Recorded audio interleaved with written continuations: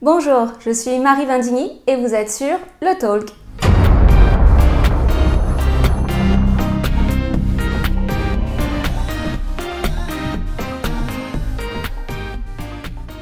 Jésus leur dit, je voyais Satan tomber du ciel comme un éclair. Te voilà tombé du ciel, astre brillant, et tous les habitants de la terre l'adoreront. Tu étais couvert de toute espèce de pierres précieuses, de sardoine, de topaze, de diamants, de chrysolite, d'onyx, de jaspe, de saphir, d'escarboucle, d'émeraude et d'or.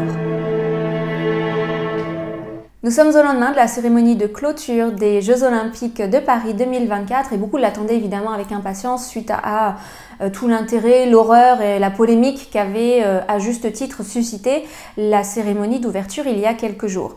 Et nous nous disions finalement que vont-ils pouvoir faire de pire dans la mesure où tout l'aspect anti-chrétien, blasphématoire, moche, incompréhensible, wokiste à outrance, voilà, toutes ces choses-là mises à part, que certains ont donc considéré, bon, je l'entends, voilà, je suis pas de cet avis, on est des milliards à ne pas être de cet avis, mais les goûts et les couleurs, voilà. Certains l'ont en tout cas considéré comme un beau spectacle. Bon, voilà. Pas la même définition de la beauté, quoi qu'il en soit. Une chose est incontestable, comme je le disais récemment dans l'une de mes vidéos, la vérité est la vérité, peu importe ce que vous en dites ou ce que vous en pensez. Une vérité est une vérité, elle est absolue. Noir c'est noir, blanc c'est blanc. Donc indépendamment de tous ces éléments, il est incontestable de dire que la cérémonie d'ouverture des JO nous a purement et simplement présenté de la part du gouvernement français à la face du monde entier l'antéchrist, l'arrivée de l'antéchrist sur le monde. Avec ce cavalier blanc qui est donc la figure de l'antéchrist qui a été largement représenté tout au fil de la cérémonie avec voilà cette avancée sur la scène et donc qui traverse tout Paris et puis qui finit le tableau voilà sur le tableau final dans la scénographie où on le voit avancer en leader du reste des nations avec tous les drapeaux levés derrière lui et donc qui s'avance vers la tribune officielle avec cette tête du veau d'or. Bon voilà, on va pas revenir sur les détails, si vous voulez voir ma vidéo, je vous invite à aller la voir, je vous la mets ici en lien. Et donc on se disait bon après tout ça finalement qu'est-ce qu'ils vont bien pouvoir nous faire? Ils ont présenté l'antéchrist, voilà, la chose est claire maintenant. Monsieur Macron l'a dit il y a quelques années, la bête de l'événement est là et elle arrive. Et finalement, dans cette phrase, beaucoup, moi y comprise, s'étaient posé la question, pourquoi la bête de l'événement? Pourquoi? La bête est là, elle arrive, ok, mais la bête de l'événement, on n'avait pas trop compris ce que ça voulait dire. Et on s'était dit, bon, peut-être qu'il y a un symbole caché, peut-être que c'est pour faire monter un petit peu le suspense, peut-être que c'est pour être un peu mystique, on ne savait pas trop. Bon, si vous posez encore la question de quel événement il parlait, je pense que la chose est maintenant claire. La bête de l'événement, il parlait bien entendu de cet événement, de cette cérémonie mondiale, qu'a été la cérémonie d'ouverture, qu'ont été du coup la cérémonie d'ouverture et la cérémonie de clôture des Jeux Olympiques. Et contrairement à la cérémonie d'ouverture qui a fait débat sur le fait que certains ont trouvé ça laid, certains ont trouvé ça beau, certains ont bien aimé, ils ont trouvé les musiques sympas, les couleurs, les tableaux, etc. Voilà, ils ont trouvé que c'était chouette. Je pense que, en tout cas, bon, on n'est même pas à 24 heures maintenant, là, à l'heure où j'enregistre cette vidéo, il est 14h30 aujourd'hui, lundi. Voilà, tous les commentaires, tous les avis sont pas encore sortis. Je pense que comme la dernière fois, il va y avoir des nouvelles choses encore qu'on va découvrir au fur et à mesure des jours. Je n'ai donc peut-être pas tous les éléments à vous livrer dans cette vidéo, mais une impression fraîche à H+18 de l'événement. Et donc je disais, contrairement à la cérémonie d'ouverture où certains ont trouvé ça beau, là il semblerait que l'opinion publique soit plutôt d'accord sur le fait que c'était une cérémonie extrêmement angoissante. Beaucoup n'ont pas compris pourquoi ces ténèbres, pourquoi cette angoisse, surtout dans la musique, dans l'instrumental qui a été tout au long de cette cérémonie partagée, diffusée sur les ondes, très angoissante du début jusqu'à la fin et bien entendu particulièrement pendant la fameuse scène où voilà, la chose a vrillé et ça va être l'objet principal de cette vidéo. C'était extrêmement glauque, c'était extrêmement malaisant. J'ai lu plusieurs articles, plusieurs partages également sur les réseaux sociaux qui disaient que les enfants avaient été terrorisés, que certains s'étaient cachés les yeux en disant aux parents j'ai peur. Voilà, certains parents ont bien entendu été obligés d'éteindre. Alors je sais, les bien-pensants vont me mettre en commentaire, mais de toute façon, à cette heure-là du soir, et puis pourquoi les enfants regardent ce genre de choses, bon, c'est pas le sujet ici de cette vidéo. Tout ça pour dire que voilà, les gens s'accordent à dire que c'était quand même, il y avait quelque chose de bizarre, que la musique était hyper angoissante, qu'on avait vraiment l'impression que c'était un son qui montait des antres de l'enfer et qui venait vous mettre l'angoisse dans les boyaux, quoi, vraiment.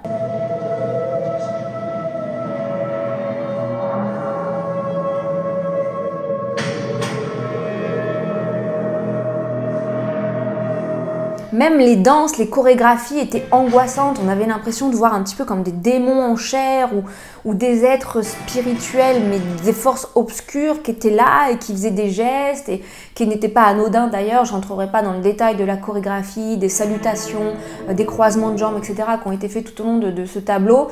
Mais voilà, il y a beaucoup de significations derrière tout ça. Je vous laisse faire vos recherches et être juge de ce que vos yeux ont vu, ou peut-être pas si vous n'avez pas vu la cérémonie et que vous attendiez mon analyse pour savoir ce qui s'était passé. Pour être donc maintenant concret et rentrer dans le vif du sujet, ce qui nous a été montré hier n'est ni plus ni moins que la bête, le faux prophète et l'antéchrist présentés sur un plateau qui était ni plus ni moins que le monde. Nous avons vu la bête, Satan, en lieu et place de cette espèce d'être que tout le monde, ils ont appelé ça le voyageur doré, le golden voyageur, je crois. Bon, voilà.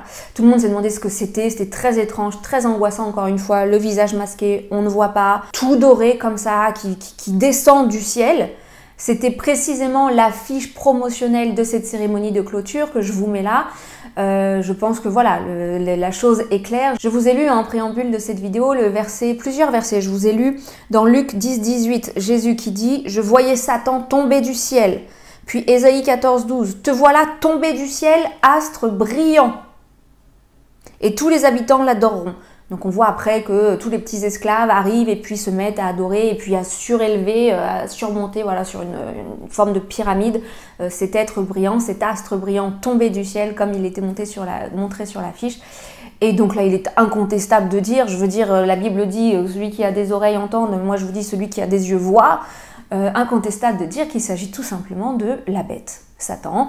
Et M. Macron l'avait annoncé, la bête de l'événement est là.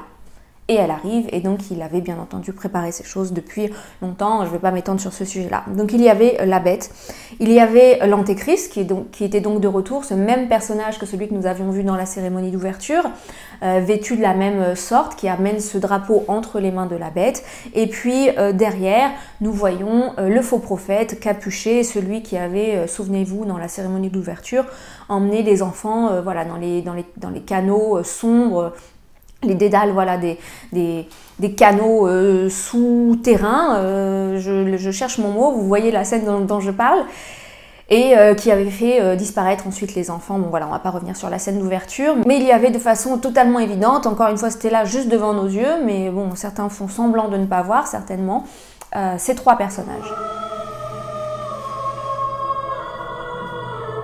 Et donc nous avons ce tableau encore plus ténébreux que celui qui nous a été donné lors de la cérémonie d'ouverture, ce tableau avec cet astre brillant tombé du ciel qui arrive, qui descend sur la terre et qui se présente au monde. Vous voyez, il fait le tour un petit peu des continents comme ça et puis il fait une petite courbette, il croise les jambes et il fait un petit signe comme ça de genre je me présente.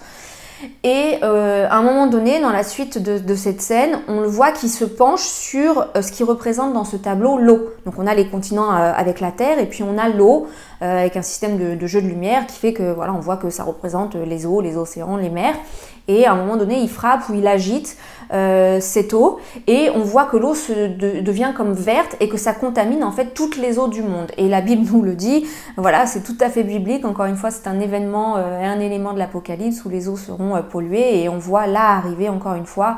Alors je vais faire très attention aux mots que j'utilise à cause de la plateforme sur laquelle je me trouve, mais on voit arriver encore une fois un Irus. Voilà.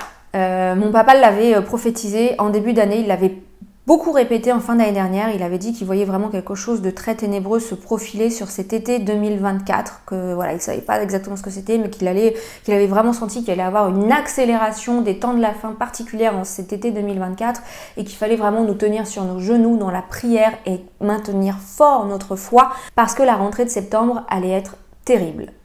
Nous avons espéré un sursaut de répit avec les élections législatives qui ont eu lieu en catastrophe il y a quelques semaines et pour lesquelles le pasteur Daniel Vardini s'est largement exprimé. Malheureusement, l'issue n'a pas été celle que nous aurions souhaitée et elle a entraîné l'accélération évidente de ces événements qui, si un autre parti avait été au pouvoir, bien entendu, n'aurait pas eu lieu, en tout cas n'aurait pas eu lieu tout de suite.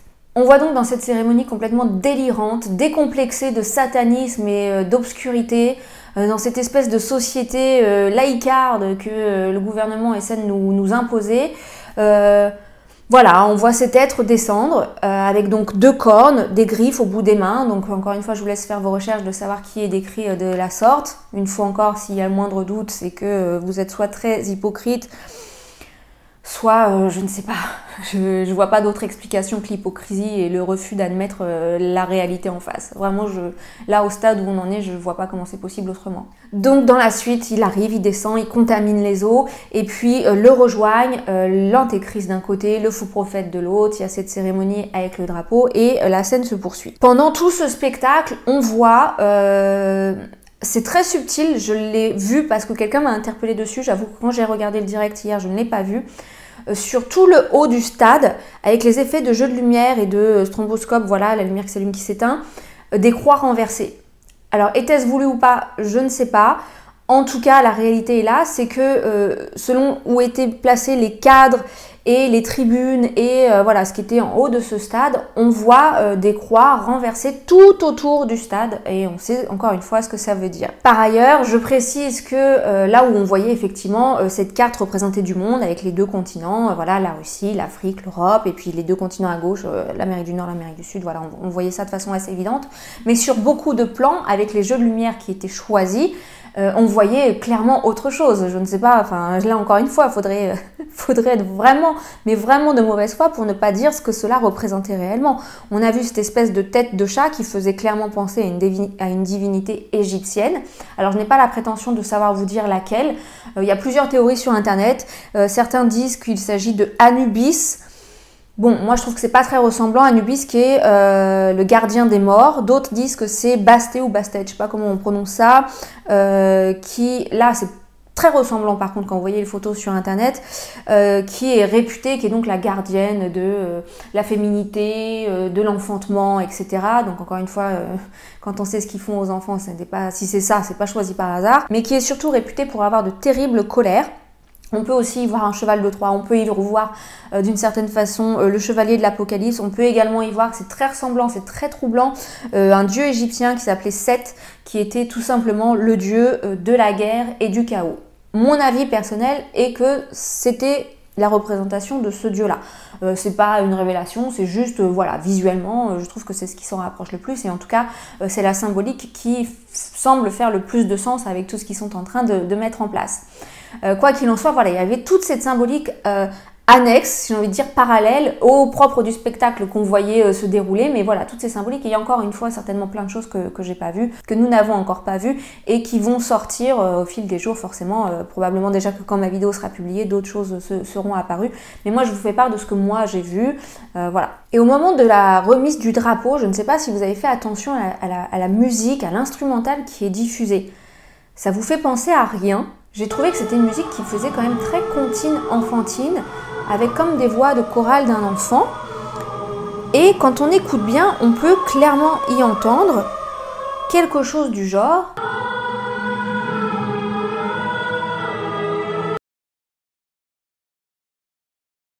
Voilà.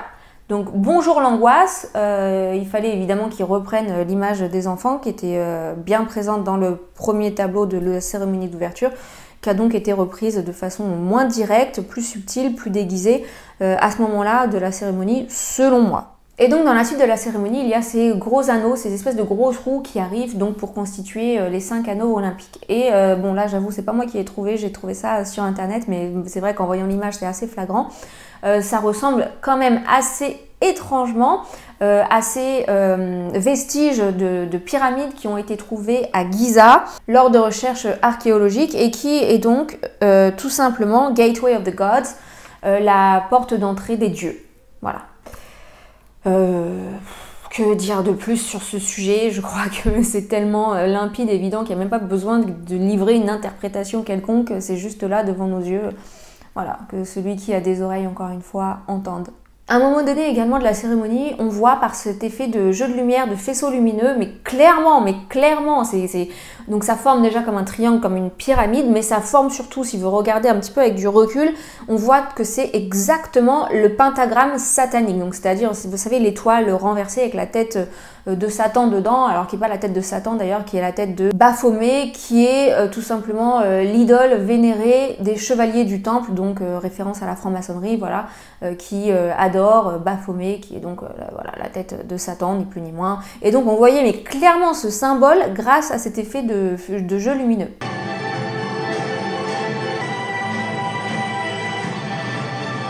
Et puis s'ensuit ensuite un espèce de spectacle affligeant, voilà, un concert, toujours dans cette pénombre, dans cette obscurité, dans ces ténèbres ambiants, assumé, bien appuyé. Et puis ces espèces de lumières rouges, au cas où on n'ait pas bien compris ce qu'ils cherchaient à nous faire comprendre ici, voilà, ils accentuent bien le trait. Et puis ensuite on voit, je crois que c'est un DJ ou un musicien pardon, avec les yeux rouges. Encore une fois, hein, au cas où on n'ait pas bien compris ce qu'ils essayaient de nous faire passer comme message, on est là et on s'ambiance dans la fête, allons-y gaiement, c'est le cas de le dire, avec Satan. Voilà, hein, Satan qui mène le jeu, on est là et finalement on se cache plus. Et puis arrive ensuite cette espèce de voix futuriste, robotique, qui fait clairement penser, si vous avez déjà utilisé l'outil de l'intelligence artificielle, qui fait clairement penser à une intelligence artificielle, à une voix en tout cas robotisée et contrôlée. Donc ça résonne dans tout le stade et c'est angoissant. Moi j'ai trouvé ça hyper angoissant. En fait, le spectacle a switché vraiment d'une minute à l'autre et boum, d'un coup les ténèbres sont arrivées et ils ont affiché, ils ont dit vas-y, on balance tout quoi. On envoie tout, on donne la totale. Les Jeux Olympiques seront des concours internationaux, véritables championnats du monde, dans lesquels tous les sports et exercices physiques pratiqués de nos jours se trouveront représentés, tels qu'étaient les Olympiades de la Grèce antique. Voilà. Pour le succinct résumé de ce qui nous a été, j'allais dire proposé, non, de ce qui nous a été imposé hier et qui met en évidence le rôle prépondérant, capital que la France va jouer. D'ailleurs, c'était hyper contrasté quand on a eu ensuite la passation du drapeau avec les États-Unis et qu'on a vu la cérémonie sur la plage avec les gens heureux. C'était coloré, c'était lumineux, c'était beaucoup plus sain, on avait l'impression de sortir de l'enfer et de respirer. Donc je disais, si c'était pas clair pour vous vraiment le rôle important et central que la France va jouer dans ces événements de la fin des temps, je crois, en tout cas j'espère que cette cérémonie aura au moins permis de vous ouvrir les yeux, à vous chrétiens sur le sujet, et à vous si vous n'êtes pas chrétien. La raison pour laquelle je partage ces choses, c'est pas pour faire peur et pour tout spiritualiser. Et vous savez, je suis pas du tout du genre à tout analyser, à chercher du symbolisme dans tout, à dire Dieu m'a parlé, ah oui mais là il y a quelque chose de bizarre, ah oui mais là ce petit dessin, regarde si tu le retournes, tu le mets de travers, tu le penches, tu mets une lumière dessus, ça peut faire penser. Non, je suis pas trop dans ce délire, enfin pas du tout même dans ce délire là, je suis pas comme ça. Mais là, je veux dire, il n'y a même pas besoin d'interprétation, il n'y a même pas besoin de chercher à essayer d'analyser quelque chose. C'était là, présenté sous nos yeux. Et donc la raison pour laquelle je partage ceci, c'est pour éveiller vos cœurs et vos consciences. Et vous dire que toutes ces choses-là sont écrites dans la Bible. Ça fait des années que certainement vous les entendez. Maintenant, on peut dire que l'évangile de Jésus a été prêché jusqu'aux extrémités de la terre. Et je pense, en tout cas dans nos sociétés civilisées, que personne ne peut dire qu'il n'a jamais entendu parler de Jésus, que personne ne peut dire qu'il n'a jamais entendu parler qu'il y a une apocalypse qui décrirait vaguement une fin du monde, où il y aurait Satan qui viendrait et puis qui prendrait possession de tous les êtres humains, qui les soumettrait, et puis il y a un truc qui s'appelle la marque de la bête, on va payer avec notre main, voilà. Bon, personne ne peut dire qu'il n'a pas entendu parler de ces choses. Que vous n'y croyez pas, ça c'est votre droit, mais vous ne pouvez pas dire que vous n'en avez pas entendu parler. Et donc la raison pour laquelle je partage aujourd'hui tous ces éléments, c'est que c'est une preuve, s'il vous en fallait une, que ces choses existent bien, que ces choses sont bien réelles. On ne peut pas dire de la Bible que bon, ok, j'admets cette partie-là, elle est vraie, mais tout le reste c'est faux. Si vous partez du principe que cette partie-là est vraie, et là du coup il faudrait vraiment être de mauvaise foi pour dire que cette partie-là n'est pas vraie, je veux dire vous l'avez vu se dérouler sous vos yeux, c'est en train de se mettre en place. Si vous avez des doutes encore sur la mise en place de la marque de la bête, je vous mets ici la suggestion d'une vidéo de mon papa, le pasteur Daniel Vindigny, qui est sans équivoque. Il nous annonce également pour la rentrée, encore une fois je vais faire attention aux mots que j'utilise, la mise en place en phase test du... difficile de trouver des mots qui vont pas alerter, du carnet, voilà, pour pouvoir voyager.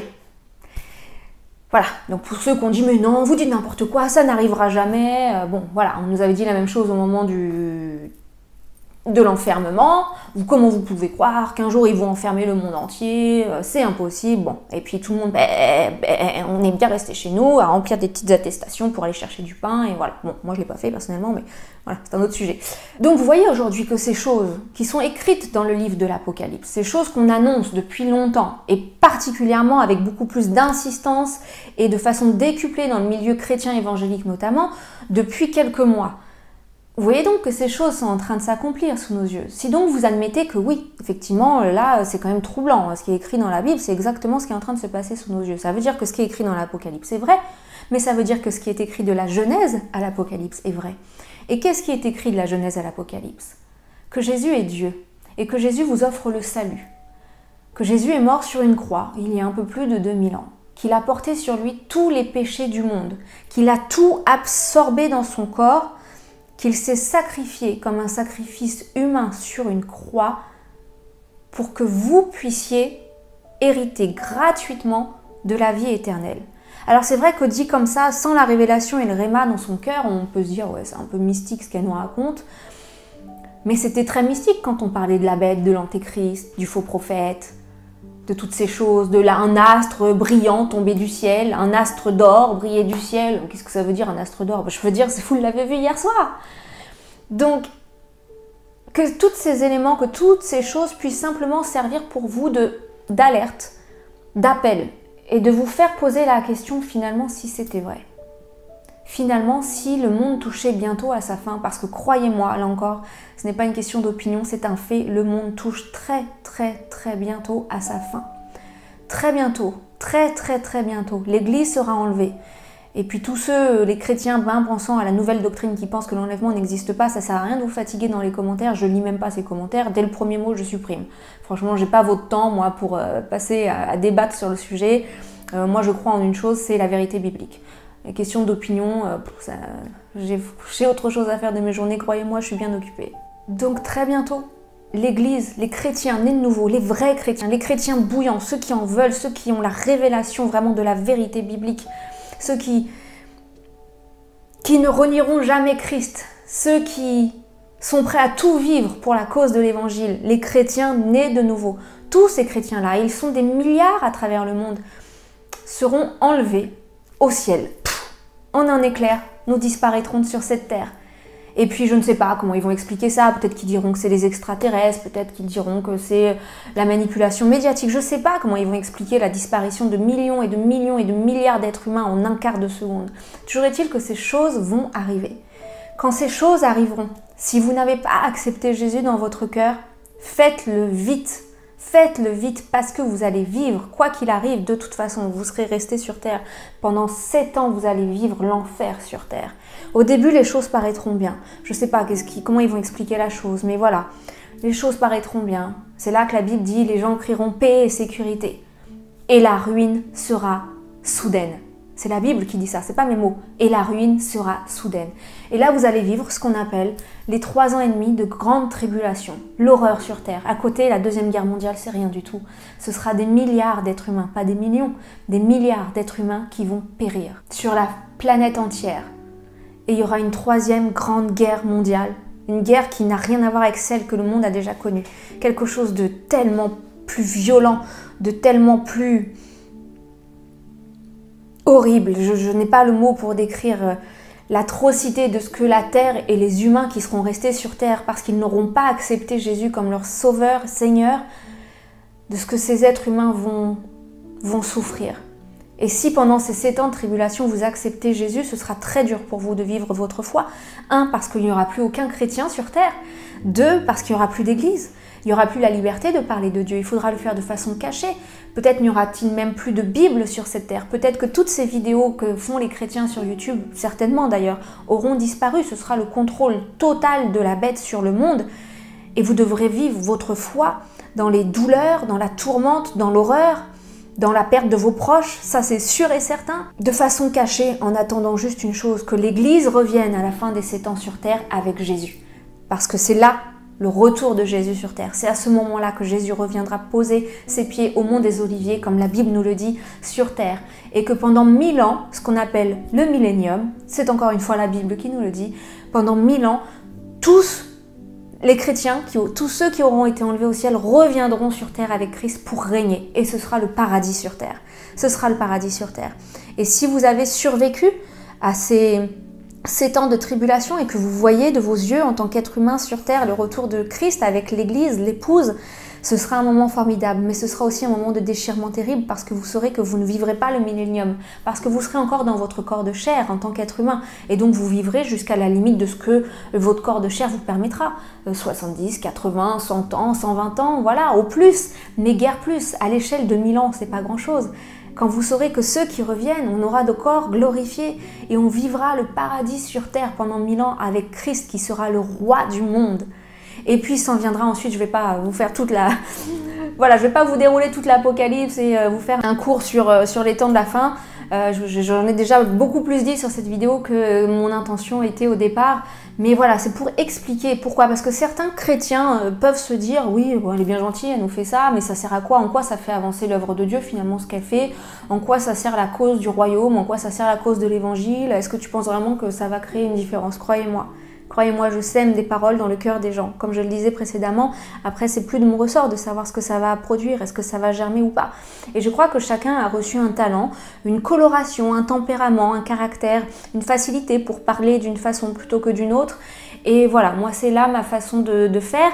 Je suis pas pasteur, je suis pas évangéliste, je suis pas voilà, dans le ordonné au ministère comme on dit. Je suis une simple chrétienne qui a une conscience bien lucide des événements dans lesquels on est et surtout qui a le cœur qui brûle pour la race humaine, pour mon prochain. Et je veux pas...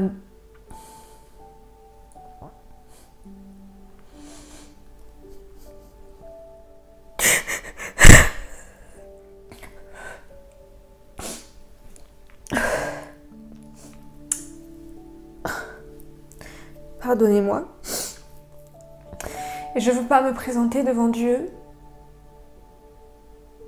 sachant que j'aurais pu mieux faire. Sachant que j'aurais pu plus faire.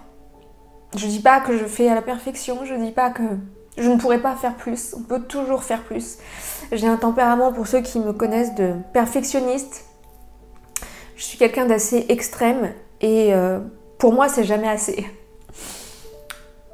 En cela, je suis insatisfaite toujours du travail que je fais et je crois sincèrement que je peux faire mieux, qu'on peut tous faire mieux. Mais j'essaie vraiment de mon possible. Et je veux pas en tout cas avoir ce poids de me dire, tu vois, si cette personne-là, elle passe l'éternité en enfer, c'est à cause de toi. Voilà, donc j'espère que cette vidéo vous aura ouvert les yeux, vous aura alerté et qu'elle aura été un élément supplémentaire de mon discours et peut-être des choses que vous avez déjà entendues à propos du message de l'évangile et que ça percutera enfin votre esprit. Vous savez, être chrétien, c'est pas quelque chose de compliqué. J'allais dire de difficile. Si, parfois c'est difficile, mais c'est pas quelque chose de compliqué. Il vous suffit d'accepter. Le reste, oui, mais alors certains se disent, oui, mais si je deviens chrétien, va falloir que je connaisse plein de choses, et puis il va falloir que j'arrête de faire ci, va falloir que j'arrête de faire ça. Attendez, chaque chose en son temps. Commencez juste par avoir cette révélation et cette acceptation dans votre cœur que Jésus est vraiment votre Dieu et qu'il est votre sauveur. Le reste, ça viendra. C'est le Saint-Esprit qui fera son œuvre dans votre cœur. Et les choses changeront de jour en jour sans que vous ayez même à faire d'efforts pour voir que ces choses changent. Il y a des choses que vous faisiez avant que vous n'aurez plus envie de faire. Des choses que vous ne connaissiez pas, que ça va être tiens, mais comment je connais ça? Est-ce que je l'ai lu? Est-ce que je l'ai entendu? Ce sera une évidence, une vérité absolue pour vous. C'est tout simple, il vous suffit de l'accepter. Je vous en supplie, ne passez pas une seconde de plus de votre vie sans avoir accepté Christ comme votre sauveur. Je vous remercie vraiment d'avoir regardé cette vidéo jusqu'au bout. J'espère qu'elle aura été pour vous édifiante, instructive, et qu'elle aura été encore une source de révélation, d'édification, et qu'elle vous permettra de vous rapprocher un peu plus, que vous soyez chrétien ou que vous ne le soyez pas encore, qu'elle vous permettra de vous rapprocher encore plus de Dieu. Comme à mon habitude, je vous bénis et je vous dis à très bientôt. Bye bye.